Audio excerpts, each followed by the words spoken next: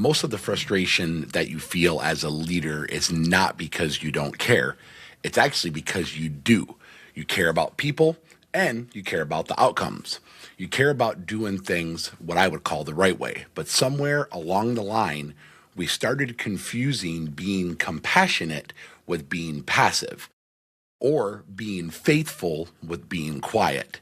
Today's episode is going to be all about that tension, people versus process, or grace versus accountability, or we could even call it faith versus fear. If you've ever felt stuck between doing what's right and doing what's easy in those moments, today's episode is just for you.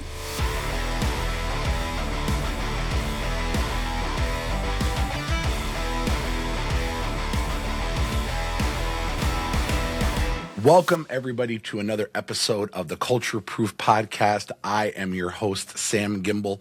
This show is all about helping you grow in your leadership. Why is it so important? Because when you grow and when I grow, everybody around us wins. For those of you who have been sharing the episodes, you guys have been tagging me on socials, whatever, spreading the word. I see you guys. You are making our world better one leader at a time, and I cannot thank you enough for being a part of this journey.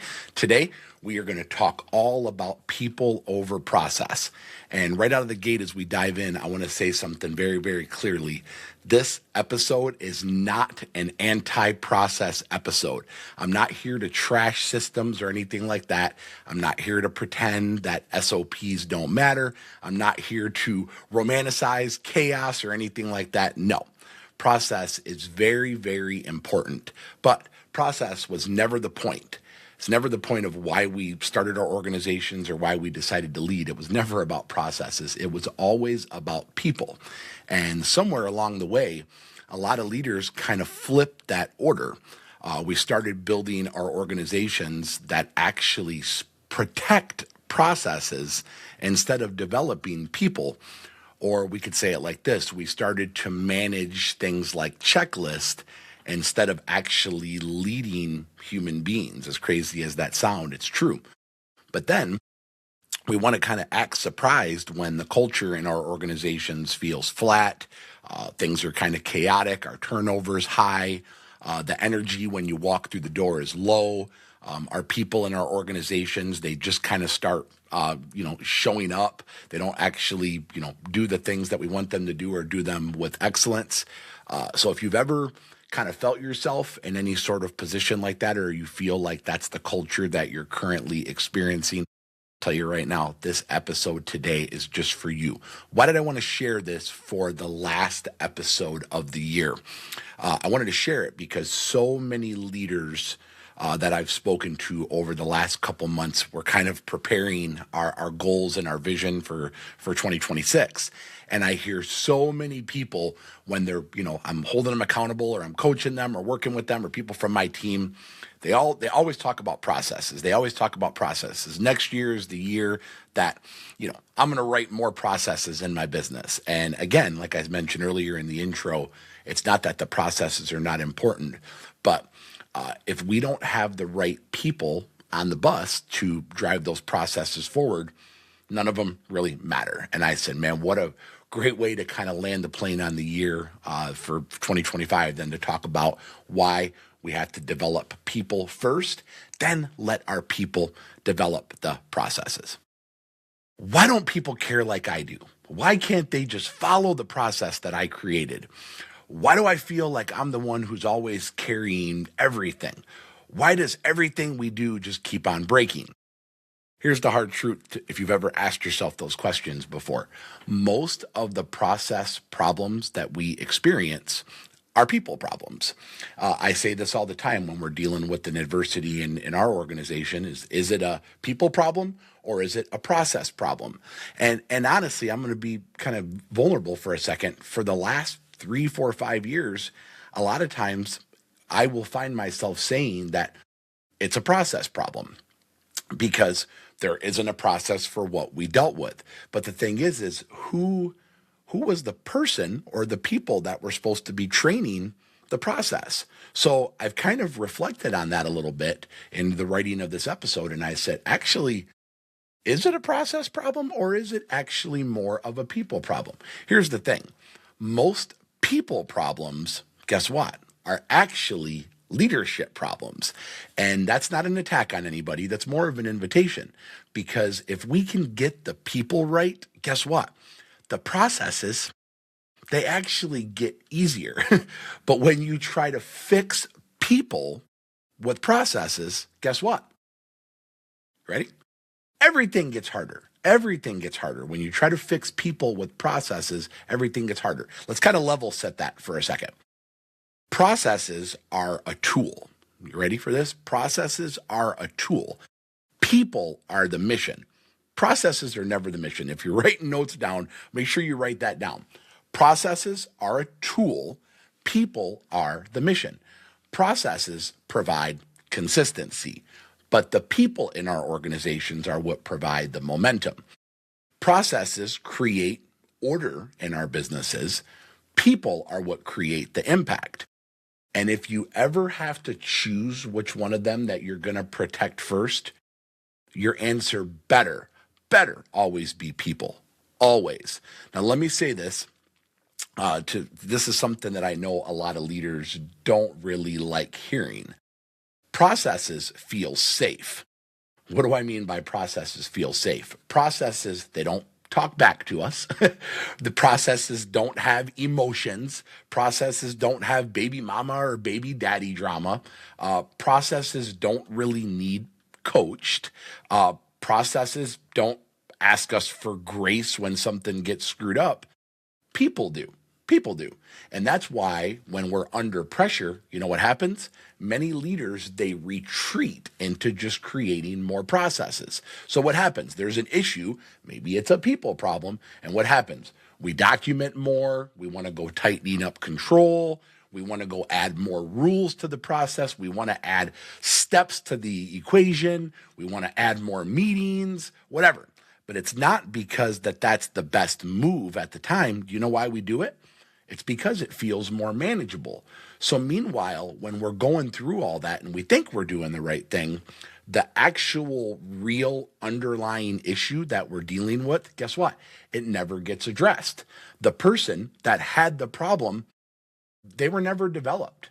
Let me add kind of a modern reality here. Let's talk about AI for a minute. Everybody's familiar. Everybody knows what AI is.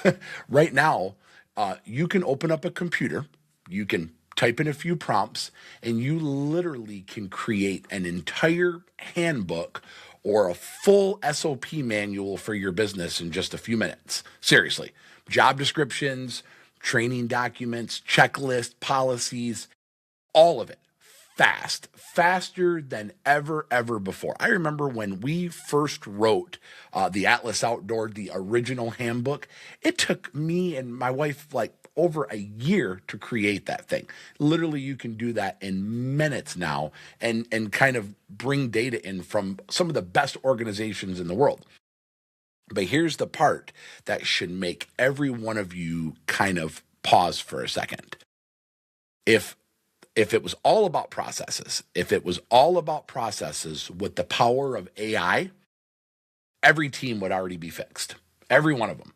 Because processes, they are no longer hard to create like they were before. So we've kind of gotten a little bit spoiled with that on the process side. But I'm guessing, because you're here listening to this episode, you're probably facing some sort of a people problem in your business that you can't AI your way out of. So because processes are no longer hard to create, like I said, you could do them in minutes. What's hard is, guess what? Developing people. Yes, developing people is hard. AI can document a process, but it cannot discern a person. It doesn't have empathy. AI can go and create your playbook, but guess what it cannot do? It cannot build trust. And if you are trying to use AI to build trust, I can already say we could build a whole nother episode about that. We have another problem on our hands. AI can kind of standardize the steps that we're dealing with, but it's going to never, ever coach character. And here's something I don't want you guys to miss. If you're not careful through kind of creating those processes and handbooks and all that, you will actually start to confuse speed with progress. You'll start believing that because you quote unquote built it, that your people should just automatically get it. But here's the reality that I don't want you to miss. You don't have a process problem. You have a leadership problem, or you have a people development problem. The technology can multiply what you already are, but it cannot fix what you're avoiding. It can multiply what you're already putting out in the world, what your character, what you value, but it cannot fix the things that you are avoiding. And in a world where process is cheaper and faster and it's easier than ever for us to build, people first leadership is what's going to separate the great from the forgettable. I'm going to pause there for a sec. Don't miss that. People first organizations are going to be the ones that are going to separate the great organizations from the forgettable ones. Anybody can create an SOP now. That is no longer a superpower, but not everyone knows how to grow a human being. So I'm going to kind of sit here for a second. I want you to just kind of process on a few things as we kind of dive into some tangibles here that I hope are going to help you grow as a leader and help you to develop people. As you look back over the past year, I want to ask you a few questions, and I want you to be honest with yourself for a second here. Did you yourself, as a leader, actually get better? Or did you, as a leader, just get busier?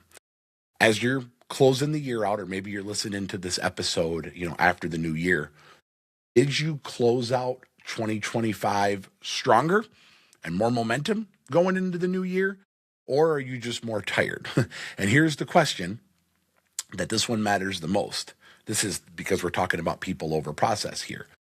Who on your team or around you under your influence, who is better because they were led by you this year? Who was better because of you, because of your leadership this year? And if your answer to that is, I'm really not sure, Sam, I'm really not sure. Or my answer is, honestly, no one is better because of me. Ooh. This isn't about shaming you. This isn't about awareness. Actually, I take that back. This isn't about shaming you. This is just about awareness. I want you to just be aware at what we're kind of dealing with, because our leadership is not measured by how much weight you carried. It's actually measured by how much value that you passed on. So if people ended this year the same way that they started it, the question is not the fact that did you work harder than ever before? No, the question is here, did you lead them intentionally? Now, let's give you just kind of a few clear takeaways here that I would like to say these are non-negotiables if you believe that people first is the only way. So if you're listening to this and you're like, man, Sam is clearly off of his rocker, I want a process first organization, maybe this is a good time for you to switch to another episode, because I believe that people first should be the only way we are leading in our organizations. Number one, write this down if you're taking notes, or slow the speed down because I know I'm moving fast here. People don't fail systems. Systems fail undeveloped people. People don't fail systems. Systems fail undeveloped people. What do I mean by that? When someone messes up the process, that's not a character flaw. That's actually a signal that the expectations of how we wanted something to be done just weren't clear. When somebody makes a mistake at a job site and we want to go, oh man, we want to just go ahead and, let somebody go. But the question was the person, or were you as the leader that was showing somebody the process, did you train them correctly? Did you make the expectations clear? I would view this as kind of a signal that there really was no training. If there was no training, is that a process problem or is that a people problem? I'm going to go ahead and say it's a people problem, not a process problem. But old Sam always found myself saying it was a process problem. No, maybe that was just some form of a signal that the feedback, or if there ever was feedback, it just came too late. Blaming people for a broken process is easy. Building people to handle the process, that's leadership. So what was the takeaway from that? Yes, I mentioned process and I mentioned people, but what was number one there? Develop the people first, then let them develop the processes. I hope you got that. Develop the people first, let them carry forth whatever processes you want in your business. Okay, takeaway number 2, culture. The culture that we want in our organizations, it is built in our conversations that we have with our people, not in our SOPs.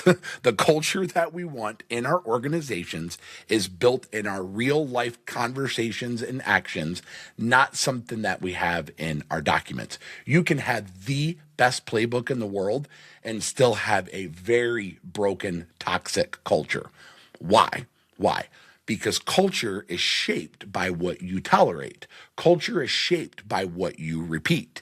And it's shaped by what you model, not what you document on a SOP. People do not become people of greatness because of a good process. No, they become people of greatness or people of value. Guess why?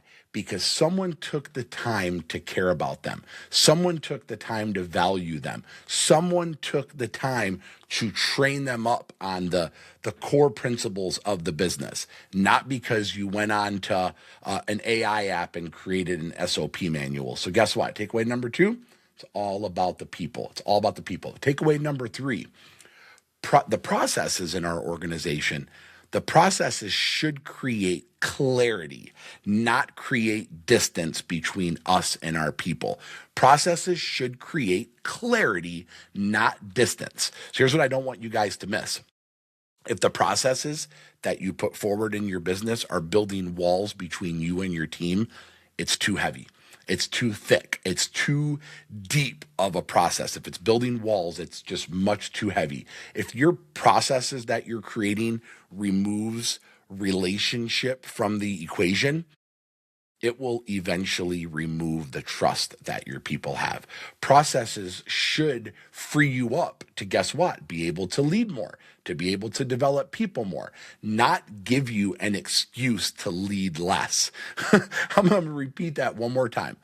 Processes, good, documented, created processes should free you up to lead more, not give you an excuse to lead less. Number 4, hope I'm not moving too fast for you, but you guys can always go back and repeat these. People first leadership requires our presence. People first leadership requires our presence. You cannot develop people if you're never around. You cannot develop your people if you're never around.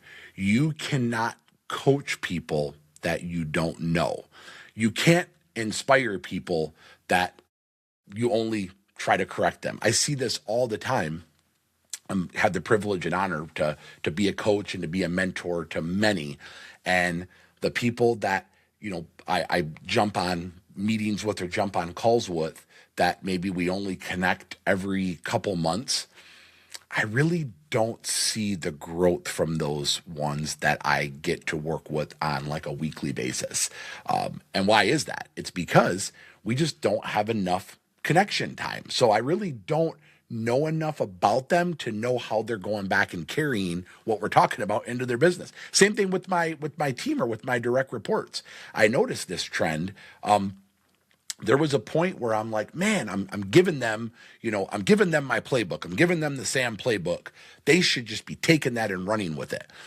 And they were trying their best. But the problem is if we don't have enough face time to connect and talk about, where are they winning? What are they working on? What are their wants? Then we start to kind of get disconnected. And I've noticed that when we do connect, it's always like, man, we need to do this more often. We need to connect with our people more often. You can't coach people that you don't know.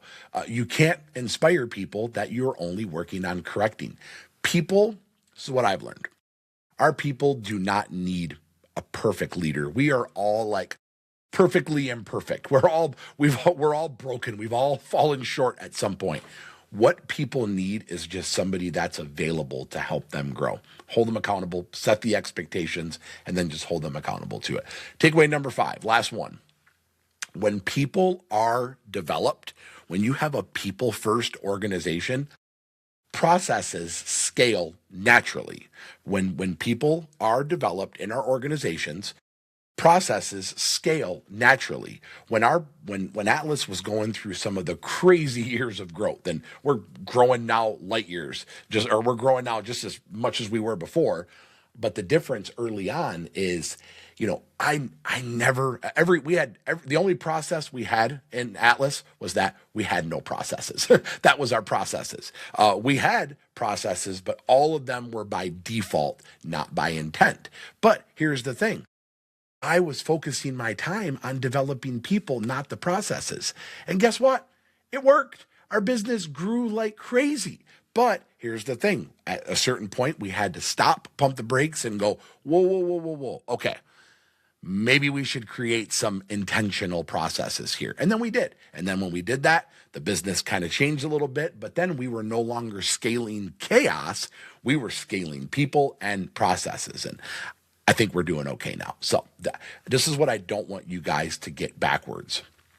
If you try to scale processes first and then hope that your people are going to catch up, it'll never happen. It will never happen. The strongest organizations that are growing the fastest and are growing the most consistent and are growing with excellence, they do the opposite. They scale the people first and then let the processes follow. So let me land kind of this section of the episode on this note. Processes matter. Systems matter. Structure matters. Do not get that wrong. Processes are important. Systems matter. Structure matters. This is not an anti-process, an anti-system episode. But here's what I don't want you guys to miss. None of them lead. People do. None of them lead. People do. So the question that you have to answer as you kind of move into this next year, it's very, very simple. It's very, very simple. Are you using processes to support your people? Or are you using processes to avoid your people? Pause there for a second. Are you building SOPs and building processes to support your people, or are you using them to avoid your people? Because here's why. SOPs, all the best systems, all of them without people, processes without people, that becomes what's controlling your business. And people without having documented processes, guess what that becomes? That becomes chaos. So the job of us as leaders is to hold both. You got to have people, and then you got to have processes. But don't forget which one of them comes first. It's people. People always comes first, always. For me, I'm kind of switch gears here for a second. It honestly comes down to faith over people. It comes down to faith over people. Let me explain what I mean by that. I'm not a pastor by any means. And I know that we might not be aligned. Some of the people that listen to this episode, we have people from all walks of life here. We might not be aligned in the same way spiritually, but I do believe that this is true. Every one of you listening to this episode, whether you're a Jesus follower or not, we are people of value who value people. I think that applies to all of us. And here's what I know for me. And I think this is what changed in my leadership in its entirety when I started to do this. If you truly want to put people first, you have to put God first. If you truly want to put people first in your business, you have to put God first. Here's why this is so important. When God is first, the patience that we have for problems, it's different. Our patience is different. I have people ask me all the time. They're like, man, this happened or that happened, or one of your trucks got wrecked. And I'm not saying that that's not a problem, and it does kind of upset me, but I'm not married to that equipment. I'm not married to those trucks. Those things are all replaceable. People are not. So if you recognize that your purpose is here to really just steward what God has trusted you with, your patience when things go wrong for people is just different. Your posture as a leader, is different. Really, in its entirety, your leadership is different. When you are a put God first leader, your leadership is completely different. What happens is that you stop forcing people to fill the gaps in your life that only God was meant to fill. You stop trying to force people to fill gaps in your life that only God was meant to fill. You start leading with clarity instead of trying to lead with control. So you can have trust. I say this all the time. If you heard this before, you're like, I know where Sam's going with this. You can have trust or you can have control, but you can't have both. You can control processes. I mean, those are yours to change, control, alt, delete, backspace, whatever. Those are documented processes, but you can't try to control people. No, you can only train them, build them up, direct them, hold them accountable, but you have to lead first, and you have to lead with grace, because if you lead with grace first instead of frustration, or if you lead with like that godly conviction instead of emotion, I'm telling you right now, if you want to build an organization that attracts A players and attracts people that just want more out of life and have a culture that keeps the wrong people from draining you, this should be your prayer that you pray every single day. You should say, God, I want you to bring the right people into my life and bring the right people into my organization, and I want you to take the wrong people out of my organization. I don't want you to do this because of ego. I don't want you to do this because of pride. I want you to do this because this is the alignment of my life. This is the alignment of my purpose. This is the alignment of my values, because people matter deeply. People were never meant to be the foundation. God was the foundation. God was meant to be the foundation, and the people build off that first. So if you put God first, people don't get pushed aside. You know what happens? They get served better. And that's how you lead people well without losing yourself in the process. When we put God first in our organizations, that's how we lead people well without losing our given identity in the process. Okay. I want to pause here for a second, just so we can kind of reflect back again over this last year. I really, really want you to think. So I'm gonna kind of give a little breathing room here in the episode. I'm gonna take a drink of my coffee after I ask you a few questions here. But I really, really want you to think back over this last year. And again, just ask yourself these few questions. You don't have to do it out loud, but I just kind of want you to sit there and reflect on 2025. Are you ready? First question. Did you actually get better this year? Did you get better this year? Should think about that for a second. Did you get better as a leader this year? Did you get that one? Okay, I'm going to move on here for the sake of time.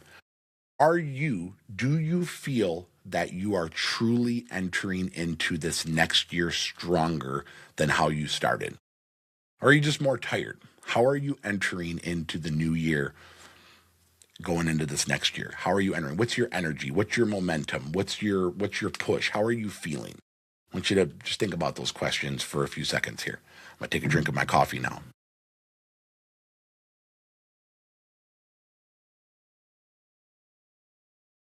Oh man, that hits good.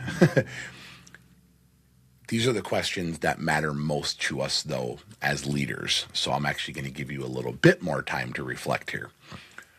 Who under your charge, under your leadership, on your team, as a part of your organization, who is better because they were led by you this year?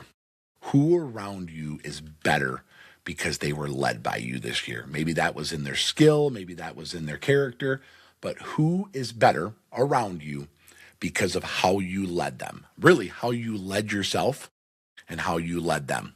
I want you to think about that for a second.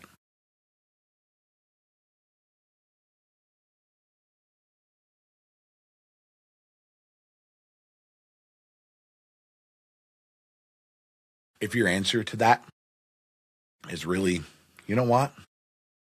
I'm really not sure who was better because of me. Or even worse than that, if your answer is honestly, Sam, no one's better because of me. Here's what I don't want you to miss. This is not a guilt moment. I don't want you to feel shamed or guilty for that. This is a moment, this is the episode that I hope you just gain clarity behind your leadership. I just want you to gain clarity for what you're dealing with, just clarity for why you do what you do every single day. Leadership is not measured by how much you carried this year. It's not. Leadership is not measured by how much you took on, how many things you owned, how many sales calls you went on, how many phone calls you answered. No. Our leadership is measured by who got better because of us. It's been said that leadership is influence. Who got bettered? Who could we measure that got better because of what we passed on to them?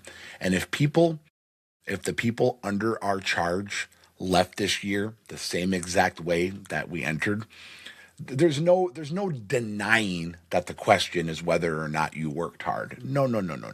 We know you work hard. We know you work harder than everybody. You're the hardest worker in the world. But the question here is, who did you lead intentionally? Who did you lead intentionally? And that's not an accusation. No, it's not. It's an invitation. That's not an accusation against you and your leadership. It's an invitation. And I'll tell you right now, in order for us to lead people, first over processes, yes, we have to answer to God first. There's no doubt about that. That should be number one. But you know what I would say after that, even before leading our people? We have to lead ourselves. If we, it's actually easier to lead others than it is to lead ourselves, that we are actually the hardest people to lead. So if you're not honoring God first, then leading yourself, how are you going to ever, over a long term of time or without some form of imposter syndrome, lead others to be better? How? You just can't. So it's not accusing you of being a bad leader. I just want this to be an invite for you to grow yourself first, and then work on growing your people, and then let your people focus on the processes. The processes are the easy part. Do not confuse busyness of creating processes with progress. Progress is building people first and then letting them take the processes and carry them forward. Okay, I want to land the plane with this. Processes, they matter very, very much. Do not think this is an anti-process episode. Systems matter. They do. Checklist every single day for everything we do. They all matter. Don't miss that. But none of them lead. None of them lead. People do. We do. I know all of you that are listening to this, the reason you're checked in with this episode, or the reason you're listening to this on your drive or in your office, wherever you're at doing your workout, you're listening to this because you want to be a better leader. Maybe some of you are listening to this to hopefully you're going to gain some more processes, but what if you created a process around being a better leader? Oh, there's a concept. But the whole purpose behind these podcasts, this is why I do this, because I know that when we grow ourselves as leaders, we all get to move forward together. And somewhere along the way, a lot of leaders, they started hiding behind those processes because they just feel safer than having to deal with people. Leading people are hard, man. It is one of the biggest responsibilities that we could have ever been entrusted with, is the stewardship of leading people. Even especially for those of you that are moms and those of you that are dads that are leading and developing our children, man, like there is no greater gift from God than that of getting to be a leader. But I do not want to discredit the fact that it is hard. I know it's hard. I know y'all know it's hard. It's hard. And that's why we try to hide behind building out these processes, because they feel easier. They don't talk back. They don't challenge us. You can go sit in a Starbucks or a coffee shop and just document and create more processes. They're not going to challenge you. They don't need to be coached. They don't need to be leveled up. They are easy. And that's why we want to focus on processes over people. But those processes do not need coaching, development, being held accountable. People do. And that's why, guess who gets blamed when things break? People do. People always get blamed when things break. Why? Because most of the time, really what's broken, it's leadership. It's leadership. So here's the hard question that I do not want you guys to miss. Are you using processes to support your people, or are you using processes to avoid your people? Don't miss this. Processes without people becomes control, and people without processes become chaos. Our job as leaders is not to pick a side. It's to hold both of them with intentionality. We develop people first. We let the people develop the processes. Going into next year, who are you building? Who are you developing? Figure that out. Focus on them. Grow them personally. Grow them professionally. Grow yourself personally and professionally, because if you're not getting better first, you will burn out as a leader. But then from there, then build the processes after that. When a process fails, we should be asking ourselves, who did we fail to prepare? Who did we not get ready? When a person fails, a great leader will ask, what did we fail to build around them?